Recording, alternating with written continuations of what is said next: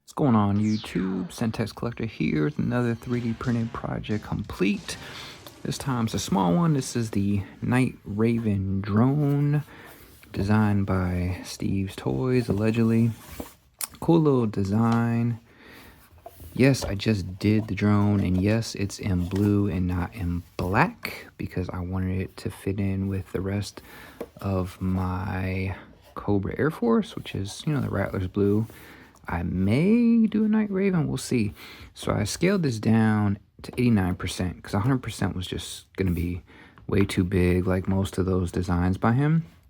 So again, I did it down to 89%, which turned out fine because here is a Valkyrie. You can see she fits. I'm not sure how well, like a male Cobra Trooper, I'm assuming he would fit in there too. She's not going to be too much bigger than her. But there's the female Valkyrie, the interior done in red. This is all in PLA. So we got the dark blue matte, dark red matte, charcoal matte, and yeah, and then of course a couple different colors in the decals. I made the decals myself. I tried doing it in transparent PETG, but it just doesn't come out as clear as I want. I'm not paying somebody. People charge just stupid amounts to make you canopies, resin printed, and buff and all that. I'm not. This red looks pretty awesome to me. If I really wanted it clear, I have plastic in there from action figures, but I feel like this is fine enough. And plus the way she's sitting in there, any figure sitting like head first, just kind of doofy. So I think this is a cool look. Got the Cobra logo there up front like the original. Got the Night Raven logo here with the numbering like the original.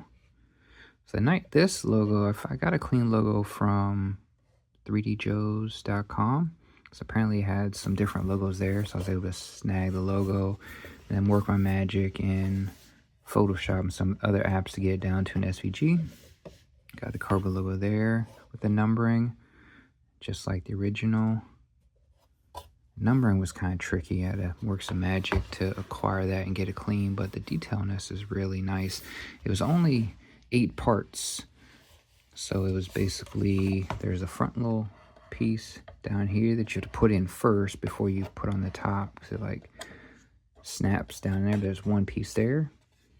You got the full bottom. You got the full top. The windshield. This lid piece. And then there's a pin that goes in there. I had to drop the pin down like to 80, I think 87% to get it to really slide. And then I used a rubber mallet to kind of tap it in there.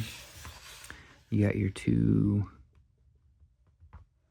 missiles or cannons or guns, whatever you want to call that, and you got the big interior piece. Interior runs from the front all the way to the back, so this full piece right here. The design is really well. As you can see, this just kind of snaps down in there. A lot of this was like snapping like this, and I added glue just to be safe, but like this had basically snap in there. You can see here the top to the bottom, you have these 6 snap-ins, but I used glue to make sure they stay secure.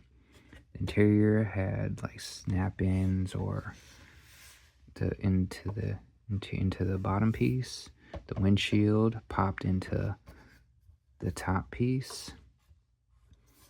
So yeah, this thing came together really well. Like I said, only 8 pieces apart, and I'll post how much filament hours it took. Quite a bit of filament. I believe it was about 600 grams of filament for this little thing, mind you, at 89%. So if I do Night Raven, it'll be in blue. But if this, and I forget how many hours, again, it'll be posted earlier, but the whole Night Raven would probably take me a week plus, and I can't imagine how much filament it's going to take me for the whole Night Raven. As you know, this drone sits on top of the Night Raven, so if you see just how big in comparison this is, Imagine, and this sits on top of the Night Raven. Can you imagine how big the Night Raven's gonna be? And it's already, it dwarfed the, you know, the RA version was bigger than the Rattler. So, in the Rattler that we got from HasLab was huge. I think the wingspan was like 33 inches. And I want to say front to back, it was like 33 inches.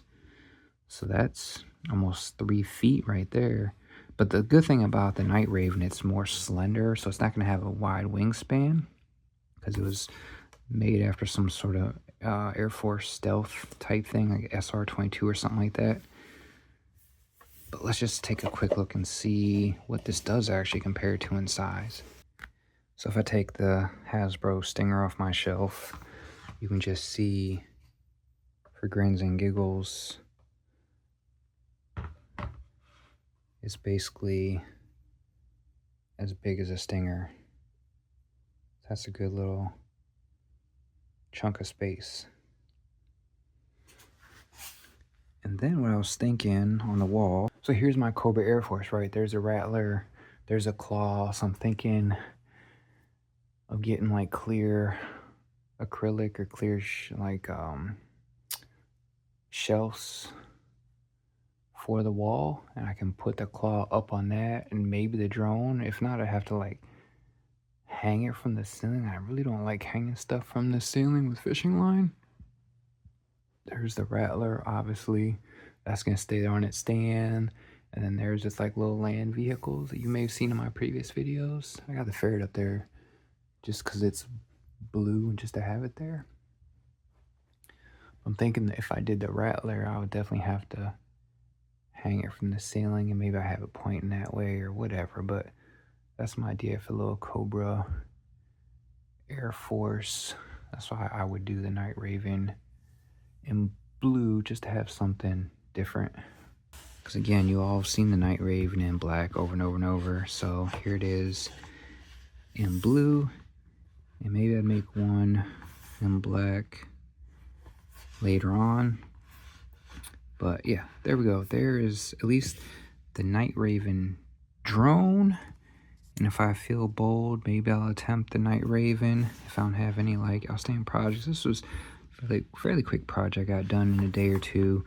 Most of this I had to print on the Cobra, AnyCubic Kobra Max 3, because I printed it at 90 degrees. I was trying to print it. It would have fit in the P1S, most of these big parts, but when I got an angle, I was getting real bad layer shifting. So it's like, all right, let me just do it on the Cobra, because that way I could put it at 90 degrees. And you just see how good this was done. The layer lines, oh sorry, this was done on my P1S, but like this bottom or top, and even this bottom was done on the Cobra. So you can't even tell that these were done on 2 different printers. This was done on P1S, Cobra, and you can't even tell. It all just flows in together. And then the guns were done on the A1 Mini. So I used all 3 of my printers on this. The interior was done on, same thing with the interior. The interior, that red, was done on the Cobra. This was done on the P1S. So you don't get a quality loss, even though the Cobra Max is a huge printer. It takes a little longer to print, because it's a huge part, but also for some reason that big old print bed. The printer's not as fast as the P1S, but you can see the quality is there with the P1S. Of course, I use Bambu filament on the P1S. on the Cobra. That's another cool feature of the AnyCubic Ace. When you put in that Bambu filament, it actually, the Ace, which is their equivalent to the AMS for Bambu, actually detected the RFID and knew the color. It doesn't tell you it's Bambu filament, because right now the Cobra only in the AnyCubic slicer, it only lets you give an option for generic or AnyCubic, but the Ace detected what color I had thrown in there, which I thought was cool. That must be a new update, because I recently did an update on that slicer software. But there we go. There's the Night Raven drone. Like, comment, subscribe. JJ out.